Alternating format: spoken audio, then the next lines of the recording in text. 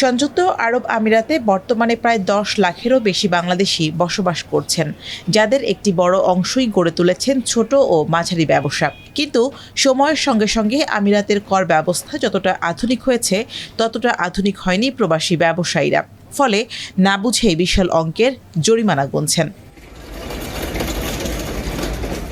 পরিসংখ্যান বলছে 2023-24 অর্থ বছরে ভ্যাট সংক্রান্ত ভুলের জন্য হাজার হাজার ব্যবসায়ীকে জরিমানা করেছে দেশটির ফেডারেল ট্যাক্স অথরিটি। ভুল রিটার্ন দাখিলে ন্যূনতম 3,000 দিরহাম এবং সময়মতো ভ্যাট নিবন্ধন না করলে 20,000 দিরহাম জরিমানা করা হচ্ছে।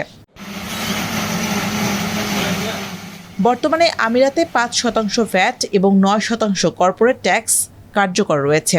এর সঙ্গে শীঘ্রই যুক্ত হচ্ছে বাধ্যতামূলক ইনভয়েসিং ব্যবস্থা, অর্থাৎ কেনাবেচা, চালান ও হিসাব নিকাশ ধাপে ধাপে পুরোপুরি ডিজিটাল প্ল্যাটফর্মে স্থানান্তরিত হবে।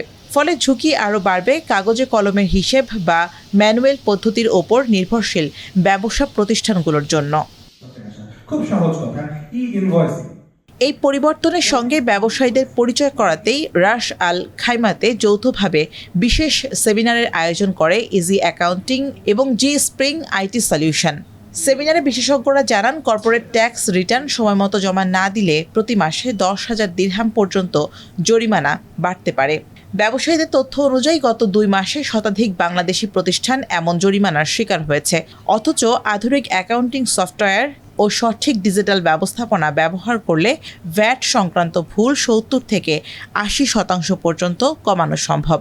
যদি এই দেশে কমপ্লায়েন্স মেনটেন না করা হয়, তার ফলাফল অত্যন্ত বিরূপ হতে পারে। সেটা হতে পারে যে কোনো পরিমাণ অর্থদণ্ড থেকে শুরু করে এরপরেও আরো অনেক ধরনের শাস্তি। সো এই জিনিসটার ব্যাপারে মোস্টলি যেটা হয় যে আমাদের প্রবাসী ভাইয়েরা যারা মূলত বিজনেসে সম্পৃক্ত আছেন, ওনারা সঠিকভাবে যে এডুকেশনটা পাওয়া দরকার সেই এডুকেশনটা পান না। সো আমরা আমাদের কর্পোরেট সোশ্যাল রেসপন্সিবিলিটি থেকে এটা মনে করছি যে যতটুকু সম্ভব সবাইকে অ্যাওয়ার করি প্রপারলি।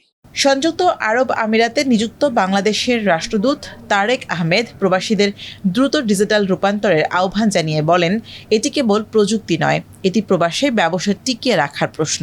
আমাদের সবাই আইন মেনে চলুক এবং এই বড় বড় রকমের জরিমানার হাত থেকে নিজেদেরকে বাঁচাতে পারুক। আমাদের অনেক সময় এটা হয় যে আমাদের আন্তরিকতা আছে, কিন্তু আমাদের জানার অভাব ছিল।